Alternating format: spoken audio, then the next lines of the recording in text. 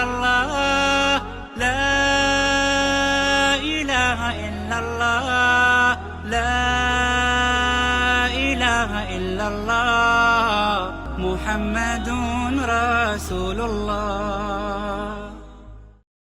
إن الحمد لله تعالى نحمده ونستعين به ونستغفره ونعوذ بالله من شرور أنفسنا ومن سيئات أعمالنا من يهده الله فهو المهتد ومن يضلل فلن تجد له وليا مرشدا أشهد أن لا إله إلا الله وحده لا شريك له وأشهد أن محمدا عبده ورسوله بلغ الرسالة وأدى الأمانة ونصح للأمة وتركنا على المحجة البيضاء ليلها كنهارها لا يزيغ عنها إلا هالك فصلوات ربي وسلامه عليه وعلى آله وأصحابه ومن تبعهم بإحسان إلى يوم الدين ثم أما بعد.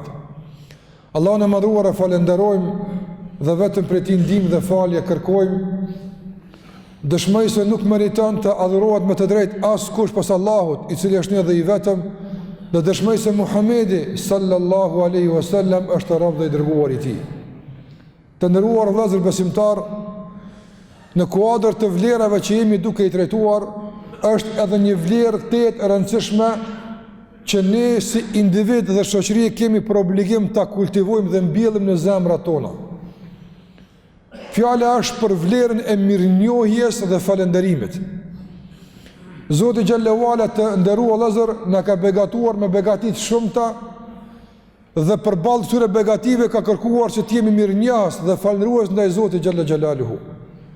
Por krahas kësaj duke pas parasysh se jemi krijesa që nuk mund t'ja dalim zakonisht vetëm. Kemi nevojë për njëri tjetrin dhe zakonisht na ndihmojnë të tjerë që të arrijmë suksese të caktuara. Zoti xhallahu ala ka kërkuar nga ne që mirënjohja ndaj tij të vazhdon edhe më tutje duke kaluar pastaj te mirënjohja ndaj krijesave të tij, pavarësisht ndaj kujt për çfarë do të mire që na e ka bërë. Lidhe me këtë, Muhamedi sallallahu alaihi wasallam ka thënë: Men lem yashkurin nas, lem yashkurillah. Ai i cili nuk i është mirënjohës njerëzve, nuk do të jetë as mirënjohës ndaj Zotit. Dhe nuk është kjo hera e parë, por zakonisht në argumentet e fesë, Zoti xhallahu ala kështu na kompleton. Allahu xhallahu ala kështu na plotson. Në mëson që t'jemi korrekt dhe si duhet në raport me te, por duke mos haruar asë njëherë edhe atë raportin horizontal që kemi në raport me njëri tjetëri. Nuk është besimtar i mirë a i cili mundohet që t'i kryen disa obligime vetëm ndaj Zotit e pastaj anashkalon obligime që i ka ndaj njerëzve. Dhe e kundërta, gjithashtu ai që mundohet me qenë i mirë ndaj njerëzve, por haran mirënjohjen, adhurimin ndaj Zotit, as ky nuk është i kompletuar, madje as nuk është i plotësuar në mirësinë që ai mendon se e ka arritur. I kompletuar dhe i plotësuar dhe e ka arrit mirësinë si duhet ai i cili është plotësuar në dy rrafshe. Në sa vende në Kur'an Zoti xhallahu ala thot: "Wa aqimus salat wa atuz zakat." Faleni namazin, do të thotë duke simbolizuar përmirësoni dhe ruajini dhe kujdesuni për raportet me Zotin, u atu zakat, dhe japeni zakatin, ndihmoni, japni lmosh për krah dhe njëri tjetrin duke aluduar në raportet me zvete. Andaj, ai që nuk është mirënjohës ndaj njerëzve, nuk mund tjetë as mirënjohës ndaj Allahut. A thua vallë, pse Allahu xhallahu ala ka lidhur mes këtyre dy llojeve të mirënjohjeve? Pse nuk mjaftohet që t'jemi mirënjohës ndaj Allahut? Për njerëzit tek e fundit dikush mund të nuk kemi borxh kemi i Zotit. Të ndërrozër, kuptimi i këtij hadithi është me të vërtetë madhështor. Një nga këto kuptime që mund t'i përmendim është se Allahu xhallahu ala të ndërrozë në ka mësuar se ai i cili e ka zanat, ai i cili e ka zakon, që njerëzve mos të jetë mirë njëhës për atë që a ka bërë dikush për të mirave, zakonisht i tili nuk është as në Allahut mirë njëhës. Do të tëtë, ta këthejmë në rafshin njerëzor të kësoj bote. Ai i cili nuk është i mirë ndaj familjes së vetë, nuk mund tjetë i mirë ndaj të tjerve. Ai i cili nuk është i mirë ndaj popullit vetë, nuk mund tjetë i mirë për popujt tjerë. Ai i cili nuk është i dobishëm për vendin e vetë, nuk mund tjetë i dobishëm për asnjë vend të botës e kështu me radhë. Prandaj duhet filluar nga ajo më e afërta. Duhet filluar nga ajo që kemi më obligative e pastaj të kalojmë radhë me radhë për atë sa kemi mundësi. Prandaj ai i cili nuk din me i respektu prindët e tij, nuk i është mirënjohës prindëve të tij, si ka mundësi i tili me qenë rob i mirë i Allahut? E pamundshme është. Dikush mund të thotë, po na po shohim, dikush po falet, e po agjeron, e po mundot me kom besimtar i drejtë, mirë po e shohim që ndaj prindëve është i pasjellshëm, i pakujdesshëm. I themi ti po sheh formalitetin, ti po sheh jashtëmën, ndërsa brendia e tij po na tregon se është krejtësisht ndryshe. Prandaj rezultat dhe tregues i drejtë se ne jemi në raport me Allahun mirë, tregues i kësaj është raporti ynë me të tjerët. Tregues i drejtë se ne jemi mirënjohës ndaj Allahut për begatitë që na i ka dhënë është mirënjohja jonë ndaj të tjerëve. Duke filluar nga ata që kemi më shumë të barqë ma Zotit, ata janë prindën e tonë. Mirënjohja ndaj tyre është me të vërtetë një tregues i drejtë se sa e kemi kuptuar në fenë. Sa jemi në raport me Allahun mirë. Të nderuar, një besimtar, një djalë i ri, i cili mundohet me qenë i përqendruar në rrugën e Zotit, i cili mundohet që të jetë i devotshëm në rrugën e Zotit, por që ofendon prindët e tij, nuk i është mirënjohës, madje për shumë dështime një ti bën fajtor prindët e tij, ta dinë se ky ja ka huq bajagi larg rrugës së devotshmërisë. Ky as nuk është në drejtimin e saj, e lëre më që ta arrin atë. Nga se Allahu xhallahu ala tha në Kur'an: "Wa'budu Allaha wa la tushriku bihi shay'a wa bil walidayni ihsana." Allahun ta adhuroni dhe mos i bëni shok në adhurim, e ndaj prindve tregoni bamirës.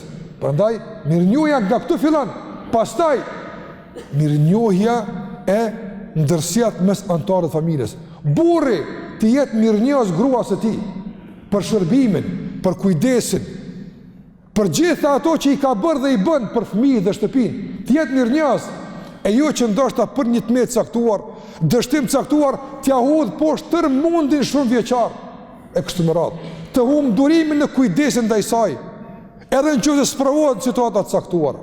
Mirënjohja edhe këtu është e kërkuar, mirënjohja e burrit ndaj gruas së tij, për atë durimin që ai ka treguar për shumë vite me të, shërbimin në edukimin e fëmijëve, në mirëmbajtjen e shtëpisë, të jetë mirënjohës.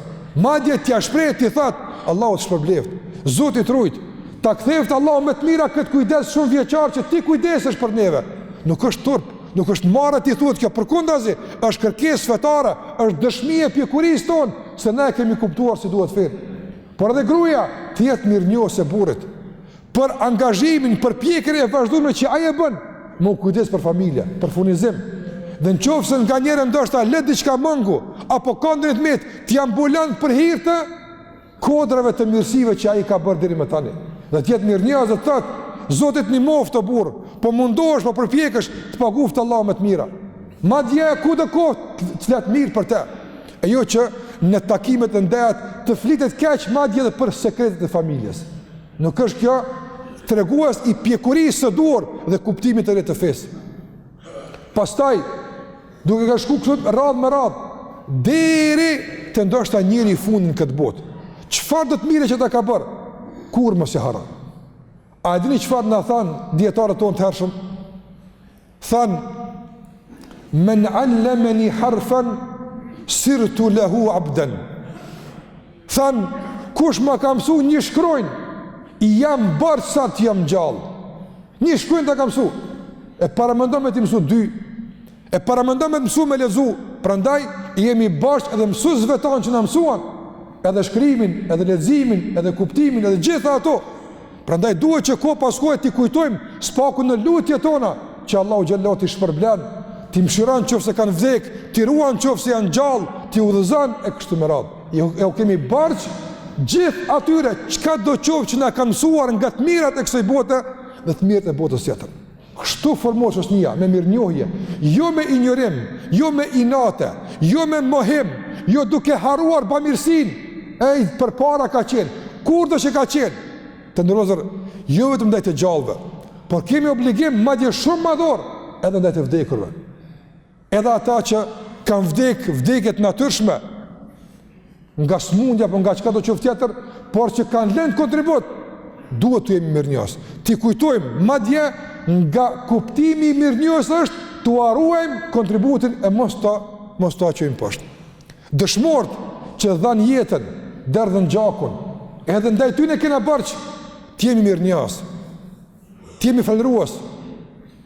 E nga mirënjohja ndaj tyre është të kujdesemi për pasardhët e tyre, për familjet e tyre e kështu me radhë. Andaj një shoqëri që është mirënjohëse dhe është falëndëruese, është shoqëri përparimtare.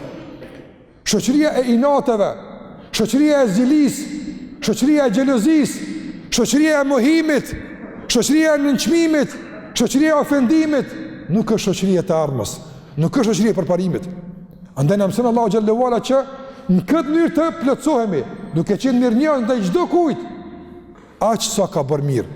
Ndoshta për shumë të mira që ka bërë nuk i dim ne, një nëse ka bërë, të mundohemi që të kapemi për atë mirë që ka bërë të jemi mirënjohës, të jemi falëndërues.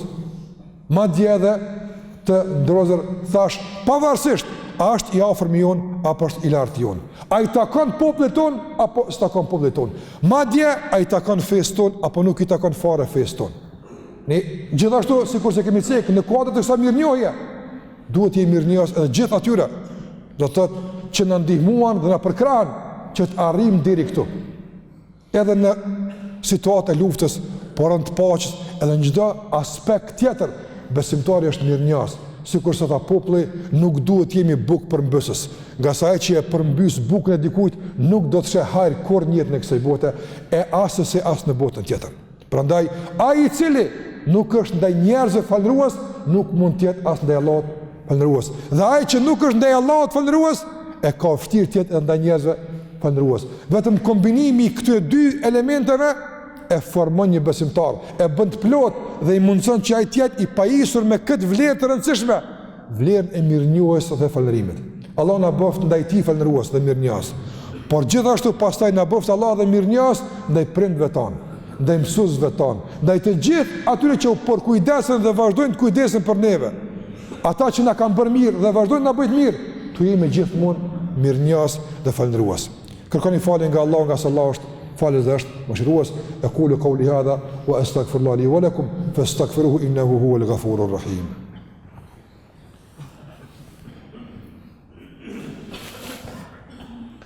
Alhamdulillahi rabbil alamin wa afdalus salati wa tammu taslim ala khairi khalqillahi ajma'in nabiyyina Muhammadin wa ala alihi wa ashabihi wa man tabi'ahum bi ihsan ila yawmiddin.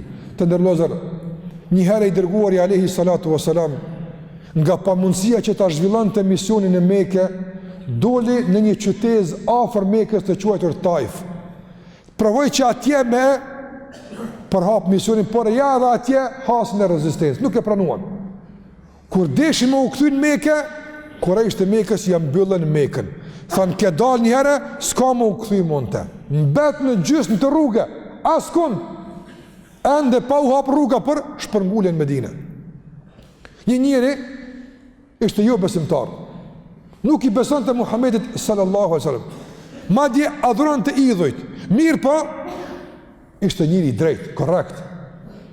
Dhe e mori pejgamberin sallallahu alaihi wasallam dhe e futi në Mekë në garancën e tij. E mori përsi për rrezikun që të hynë të zbashku me te Muhamedi sallallahu alaihi wasallam në Mekë. Kur vdiq ky njeri, pejgamberi u shpërngul në Medinë dhe ndodhi betejë e Bedrit. Sikur që dini, erdhën kurajtë e Mekës prapë me sulmu pejgamberin në Medinë. Ne që nuk e lënë rahat Mekë, por erdhën prapë me sulmu në Medinë dhe ndodhi betejë e parë, betejë e Bedrit. Në atë betejë ngadhnyen muslimanët. Dhe si rezultat i këtij ngadhnimi pat edhe rob të zënë nga pala e armikut. E në mesin e robërve, do të thotë disa nga fisi i atij njëri që i ndihmoi pejgamberit alayhi salatu wasallam. Pejgamberi alayhi salatu wasallam çfarë tha? Të kish me qenë gjallë filoni dhe me më kërku krejt me ilshu, pa asnjë kompenzim, krejt kisha me ilshu, si falendrim për atë mirën që ma ka bërë atëherë. S'haran njeri mirë, kur s'haran. Madje, vdiq gruaja e tij, Khadija radiallahu anha, dhe kaluan vite, ndërsa pejgamberi sallallahu alaihi wasallam vazhdimisht edhe në Medinë, po e viziton dhe po i bën mirë një gruaje të vjetër.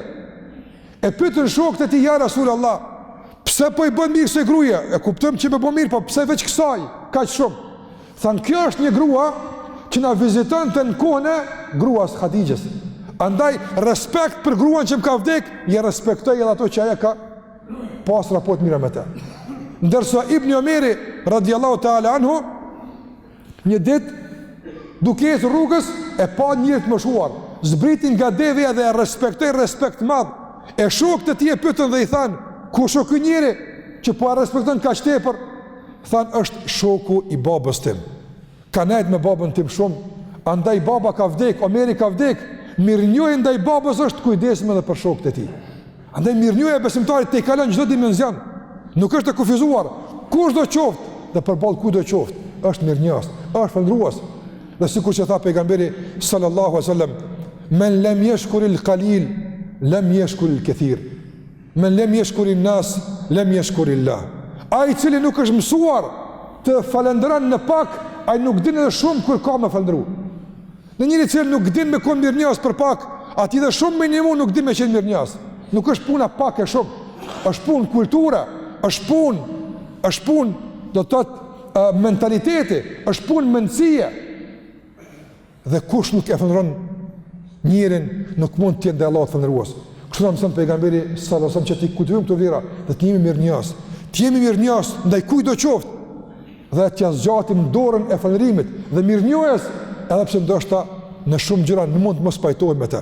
Edhe pse ndoshta në shumë gjëra nuk na pëlqen. Mirë po, ka bërë mirë, ka kontribuar, ti themi se ke bërë mirë. E jo që për shkak ndoshta të inateve të caktuara, fatkeqësisht, ose për shkak të mospajtimeve të caktuara, t'ja mohojmë gjitha ato të mira që i ka bërë, nga se nuk është kjo kultura, nuk janë këto vlera tona që na mëson Allahu xhallahu ala dhe pejgamberi alayhi salatu wasallam.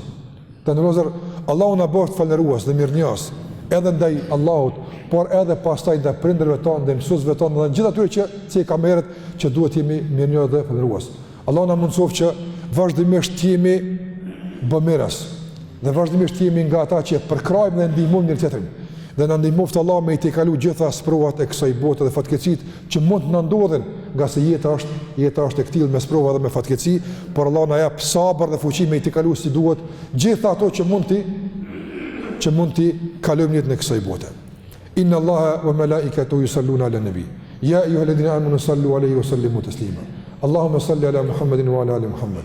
كما صليت على إبراهيم وعلى آل إبراهيم إنك في العالمين حميد مجيد. اللهم بارك على محمد وعلى آل محمد كما باركت على إبراهيم وعلى آل إبراهيم إنك في العالمين حميد مجيد.